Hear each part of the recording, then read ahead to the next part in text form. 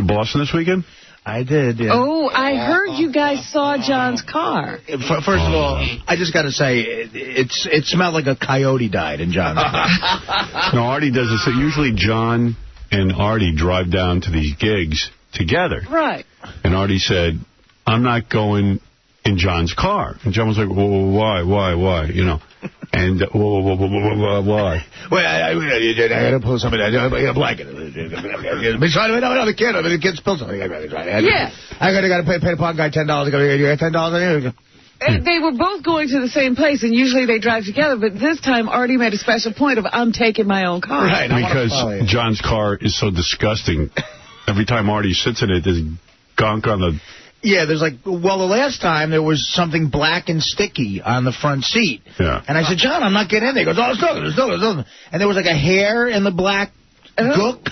And I said, John, I'm not sitting on that. He goes, I'll get you a blanket. So he gets a blanket out of the back, and the blanket's got, throw up on it or something. It just stunk it. I'm not sitting on that either. So, anyway, I go downstairs to leave on Friday, and Artie says, there's John's car. Go smell it. You wouldn't believe what it smells like. I said, I don't want to smell John's car. He goes, you got to open the door. Just do me a favor. I go over. I'm scared out of my mind. It's like opening up, like Frankenstein's lair. Right, it's a haunted house. Yeah, it's like, open it because I don't know what to expect. Yeah. I didn't know if it was going to hit me like a ton of bricks or what. So I open it. Okay. I stick my head in. Ooh.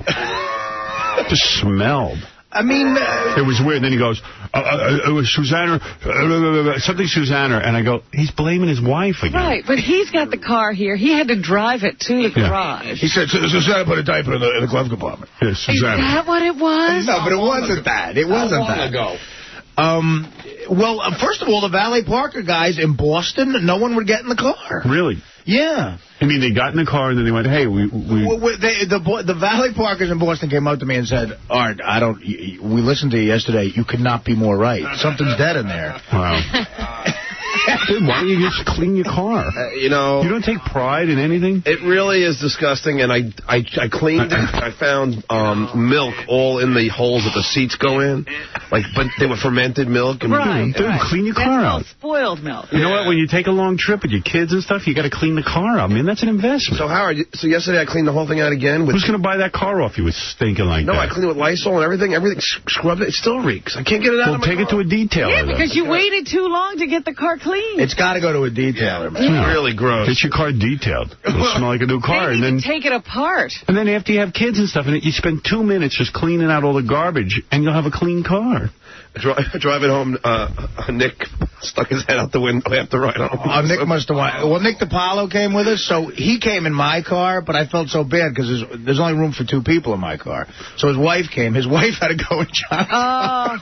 So me and Nick were comfortable in my car, and John, his wife kept spraying. She had Nick's wife? Nick's wife had to keep spraying stuff throughout the trip.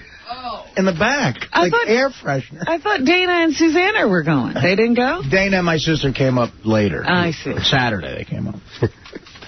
Wow. Yeah, it's really bad. I'm embarrassed. No, you're not. Don't lie. You're not left embarrassed. that way for weeks and weeks. It wasn't one day. You're not embarrassed. That's the sad thing. You think it's funny, and it's like, you're a little too old to be looking like you're in college. I know, it really sucked. What do you think? I want to smell like that? Yeah, I think you do. I think you think it's kind of funny. No, I don't smell it. If you were really embarrassed, you would clean that car. I did. Day in and day out. You would never let that happen. In fact, how could you take it to Boston? If your car smelled like you rent a car. I didn't know it was that bad. I had no idea. Think about stuff that's really embarrassing, how you always fix it. That's not really embarrassing to you, but it should be. So why was I scrubbing it all day yesterday? Because now it's become an issue where Artie won't get in the car with you, and you take that like, oh, man, if Artie would have gotten in the car with you, you never would have cleaned it. No, you wouldn't. I'm telling you, Howard, it's so bad. Someone has to take a stand. It smells like somebody died in there. Yeah.